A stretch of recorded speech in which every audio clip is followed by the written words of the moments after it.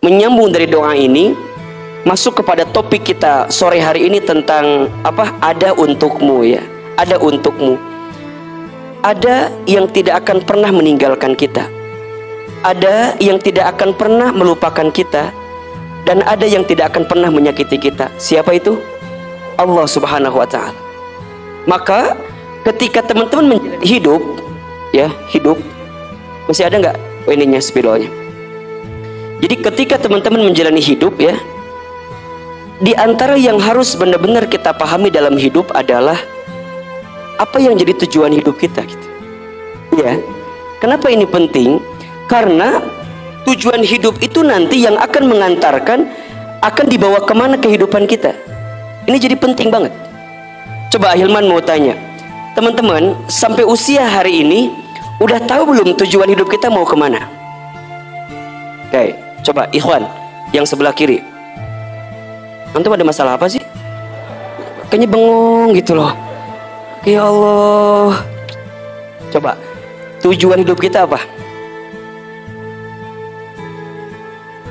Mendekatkan diri kepada Allah. Oke. Coba akhwat yang di belakang, apa tujuan hidup kita? Apa? Kapadokia? It's my dream cenah. Asa kecil gitu tujuan teh. Ustaz aya lucu-lucu etanya dina etanya, Masya Allah. Seblak Mang Udin aya ada tuh. Nu mana eta seblak Mang Udin? Mohon maaf ya.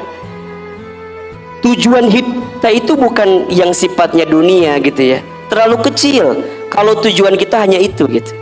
Nah, orang beriman tuh punya tujuan hidup yang jelas. Apa? Ridho Allah. Apanya? Ridho Allah. Dan ini yang menjadi tujuan utama hidup kita. Kalau Allah sudah ridho dengan kita, maka kita mendapatkan apapun dalam kehidupan kita. Jadi hari ini teman-teman ngaji, hari ini teman-teman ibadah yang lain, hari ini teman-teman hidup beraktivitas apapun itu, yang teman-teman pengen apa? Ridhonya Allah. Dan ridhonya Allah ini melebihi apapun. Bahkan seringkali kita menjawab kita ingin masuk surga gitu ya. Surga itu ya akan bisa kita dapatkan ketika kita mendapatkan ridhonya Allah. Maka yang namanya ridho Allah itu lebih tinggi daripada surga sendiri pun. Coba dibuka surat At-Taubah ayat 72. Surat apa? At-Taubah ayat 72. Ahina Arya, sini. Di sini. Oke. Silakan dibaca. Teman-teman yang di YouTube, terima kasih sudah menyaksikan tayangan kami sore ini. Mudah-mudahan sehat selalu ya. Mudah-mudahan Allah berikan keberkahan. Ya, surat At-Taubah ayat 72. Silakan. A'udzu billahi minasyaitonir rajim. Wa'adallahu al-mu'minina wal mu'minati jannatin tajri min tahtiha al-anhar. Tajri min تحتها الأنهار خالدين فيها ومساكن طيبة في جنات عدن ورضوان من الله أكبر ذلك هو الفوز العظيم صدق الله العظيم. Allah menjanjikan kepada orang-orang mukmin laki-laki dan perempuan akan mendapat surga yang mengalir di bawahnya sungai-sungai. Mereka kekal di dalamnya dan mendapat tempat yang baik di surga Aden. Dan keridhaan Allah lebih besar. Itulah kemenangan yang agung. Perhatikan di sini Allah sampaikan kepada kita ya bahwa ada janji yang Allah siapkan untuk siapa Ahilman? Untuk orang-orang yang beriman. Maka ketika teman-teman hidup, ya pernah Ahilman bahas di pertemuan sebelumnya, ada dua hal yang tidak boleh teman-teman lupakan, tinggalkan, dan tidak boleh teman-teman hilangkan dalam hidup. Karena dua hal inilah yang akan mengangkat derajat kita. Apa itu? Yang pertama iman, Yang kedua apa? Ilmu. Ya, pernah Hilman bahas di pekan-pekan sebelumnya tuh. Jadi ada dua hal yang akan menjadikan kita diangkat derajatnya, dimuliakan hidupnya. Apa? Iman dan ilmu. Makin meningkat imannya, bertambah ilmunya, maka Allah muliakan hidupnya. Surat Al-Mujadilah ayat 11. Yarfa'illahu alladhina amanu minkum walladzina utul ilma darajat. Allah akan mengangkat siapa? Orang beriman di antara kamu sekalian dan orang yang berilmu di antara kamu sekalian. Dengan apa? Darajat, beberapa derajat. Jadi kalau sekarang teman-teman punten mohon maaf ya, sedang terpuruk, sedang down, sedang sulit, sedang terhimpit, maka tidak ada jalan terbaik yang bisa kita tempuh kecuali dengan meningkatkan iman dan menambah ilmu kita. Maka teman-teman datang ke tempat ini, ngaji di sini, ikut kajian di sini, niatnya apa? Hilman, aku pengen ngecas iman aku pengen ngecas hatiku, karena iman itu kan sifatnya naik turun kan. Al-imanu yazidu wa yanqusu. Iman itu naik turun. Al-imanu yazidu bitta'ah. Iman itu naik dengan ketaatan. Wal imanu yanqusu bil maksiat. Iman itu turun dengan kemaksiatan. Coba Hilman tanya, tolong jawab. Teman-teman yang di sini, kalau boleh hitung, lebih banyak amal soleh atau amal salah? Lebih banyak taat atau maksiat? Lebih banyak hal yang baik atau hal yang buruk? Lebih banyak pahala atau dosa? Nah, kita sadar dengan itu. Kalau kita sadar dengan itu berarti butuh dicas kan? Butuh diingetin kan? Ibaratnya handphone, ada baterainya. Ya, kalau baterainya low bat, apa yang perlu kita lakukan? Cas, betul. Sekarang lebih bagus mana? Ngecas baterai itu pas baterainya lagi low bat atau pas udah habis banget? Bagusan yang mana? Jangan nunggu habis kan? Kalau udah tahu low bat, kalau udah tahu lagi nggak stabil, kalau udah tahu bahwa Hilman ini ada persoalan nih, ini ada masalah nih, ini ada sesuatu yang tidak menenangkan perasaan saya nih, buru-buru dicas. Kalau nggak dicas, teman-teman akan tenggelam pada sesuatu yang nauzubillahi min dzalik, menjadikan kita frustasi, depresi, stres, bahkan ada penyakit namanya skizofrenia. Apa itu penyakitnya? Sedih berlebihan, marah berlebihan, takut berlebihan, pokoknya semua hal-hal yang negatif berlebihan. Kalau kita punya sikap begitu, nanti ujungnya apa? Makhluk lain masuk dengan kita. Ifrit masuk, jin masuk, mereka senang dengan sikap-sikap yang menjauhkan kita dari perasaan tenang kepada Allah Subhanahu wa taala. Maka jangan kaget ada yang depresi, stres, putus asa, betul? Ujungnya jadi kemana-mana. Tiba-tiba nyewa boneka. Ini boneka bisa, kan jadi ternyambung kan? Nah ini kenapa bisa terjadi? Ada krisis. Krisis pada apa nih? Pada iman ini gitu. Yang harusnya diingatin gitu loh. Jelas sampai di sini kira-kira? Jelas? Iman kita ini naik turun, betul. Maka kudu dicas. Nah, bagaimana cara ngecas iman? Salah satunya dengan ilmu. Dengan apa? Dengan ilmu.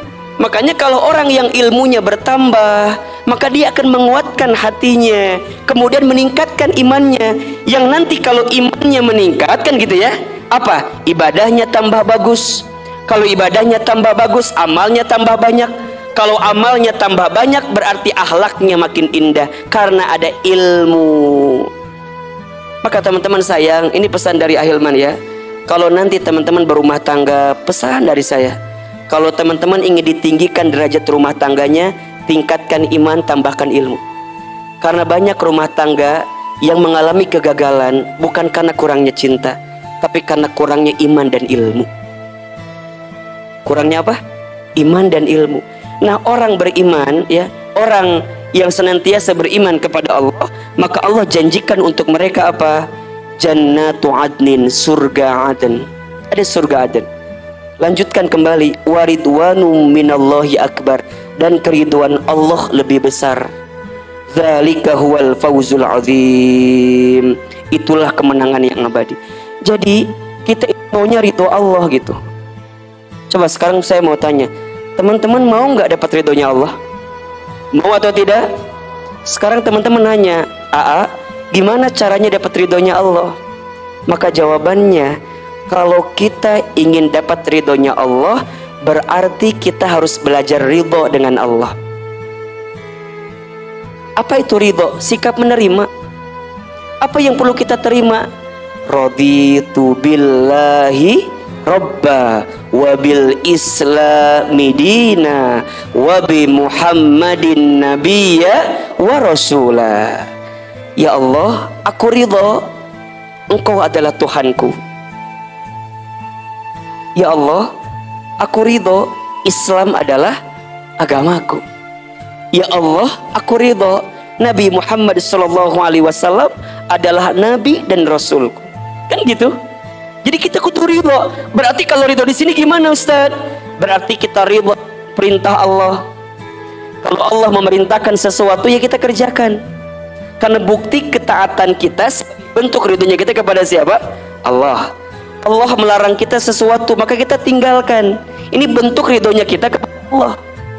Jelas sampai di sini? Jelas? Jadi kalau teman-teman ingin mendapatkan arah hidup yang baik, ingat ya, saat teman-teman tahu tujuan hidupnya. Apa tujuan hidup kita? Ridho Allah. Kalau Allah sudah ridho, Masya Allah, dibuka semuanya. Nah sekarang bagaimana caranya Allah ridho sama kita? Ridho kita sama Allah dengan ketentuan Allah berarti apa? Lakukan semua yang Allah cintai, maka Allah akan mencintai apa yang kita lakukan. Itu poinnya. Nah sekarang coba Ahilman tanya, teman-teman jawab di hati masing-masing. Sudahkah hidup kita saat ini menjalani apa yang Allah perintahkan kepada kita atau belum?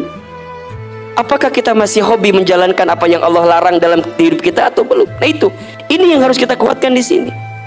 Maka nanti teman-teman, kalau kita dapatkan ridhonya Allah, ya, akan mendapatkan kebaikan dalam hidup kita, ya, maka kita harus belajar ridho kepada Allah, ridho kepada agama kita, ridho kepada Nabi Muhammad Sallallahu Alaihi Wasallam.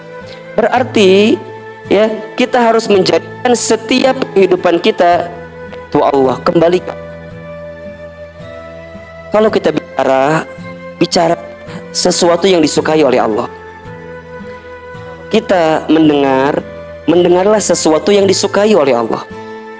Kalau kita melihat sesuatu, lihatlah sesuatu yang disukai oleh Allah. Ini poinnya. Jadi pertimbangannya bukan maunya kita, bukan. Tapi pertimbangannya maunya siapa? Maunya Allah. Teman-teman milih pekerjaan nih. Ada yang gajinya besar, tapi mohon maaf masih ada yang haramnya di situ. Tapi ada gaji yang mungkin kecil, tapi teman-teman bisa confirm kalau di situ insya Allah halal semua. Coba pilih yang mana? Gaji besar atau gaji kecil? Gaji besar dan halal kan ya? Saya juga tahu itu mah ya. Tapi kalau ada pertimbangan gitu kan, nah kadang-kadang kan pertimbangan kita maunya kita, udahlah Ustaz pokoknya ini bagusnya menurut kita. Jangan menurut kita. Kalau menurut kita pasti kita bertemu dengan titik batas pada apa yang kita harapkan. Tapi kalau maunya Allah, yang kita kejar ridhonya Allah, maka kita akan mendapatkan apapun yang kita inginkan itu. Contoh, teman-teman sekarang kenal dengan seseorang, teman-teman tahu ini hubungan gak baik karena ini belum halal, tapi kita sudah menjalankan hubungan yang seharusnya belum kita lakukan. Ini kan pertimbangannya berat nih. Satu sisi hati gak bisa bohong, logika kita berpikir ini salah, betul. Terus gimana caranya? Udah cuma dua pilihannya, lanjutkan, tinggalkan. Lanjutkan berarti masuk pada jenjang pernikahan, kan begitu? Selesaikan kalau tidak. Kenapa? Karena kalau kita terus menerus berjalan dalam keadaan yang seperti itu, maka boleh jadi bukan kebahagiaan yang kita akan dapatkan.